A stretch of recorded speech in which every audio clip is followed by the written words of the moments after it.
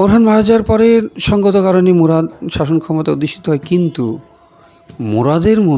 মুরাদের ব্রেনের মধ্যে যে আল্লাহ পাক এত পাওয়ার দিয়ে রেখেছে, এর খবর ওরহান কোনোদিনও পায়নি।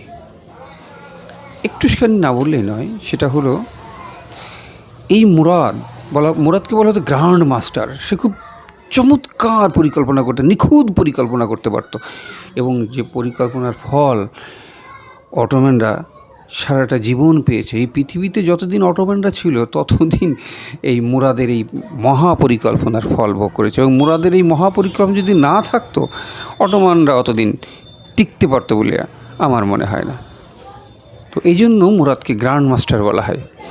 তো কী করেছিল সে যেটা করলো, যে যুদ্ধের সময় অটোম্যানরা যখন যুদ্ধ হয়, ওসমানী সাম্রাজ্য, সালতানাত বা ওসমানীয় বংশ বা অটোম্যান যাই বলি না কেন, এরা বিভিন্ন গোত্র থেকে যোদ্ধা ভাড়া করত।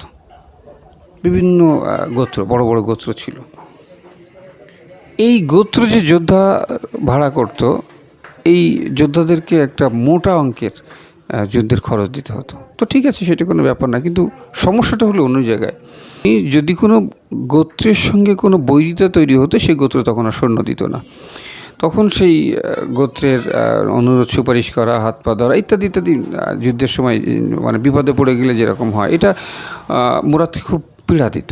মুরাদ তখন ভাবলো এভাবে হবে না, একটা স্থায়ী সেনাবাহিনী তৈরি করতে হবে, একদম অটোম্যানদের স্থায়ী সেনাবাহিনী।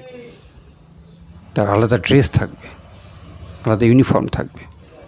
এই চিন্তা করে মুরাদ সৃষ্টি করলো পৃথিবীর ইতিহাসে এক ভয়ঙ্কর বাহিনী, যার নাম ছিল জেনিচেরি। এই জেনিচেরিদের নাম শুনলে মানুষ ভয় পেত।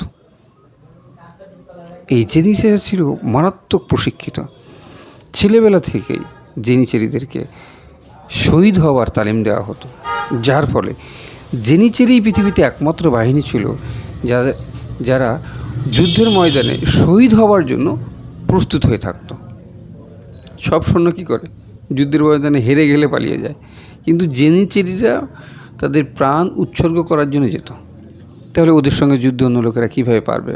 অন্য সৈন্যরা যুদ্ধ করে জয়লাভ করার জন্য গনিমতের মাল নেবে, অর্থ নেবে, সমৃদ্ধি নেবে, সুনাম নেবে, কিন্তু জেনিচেরিরা তো কিছুর জন্য যায়নি, তারা তো প্রাণ উৎসর্গ করতে গেছে, শহীদ হতে গেছে। সুতরাং এই জেনিচেরিরা ছিল খুব মারাত্মক বিধ্বংসী, যেটা মুরাদ প্রতিষ্ঠা করে।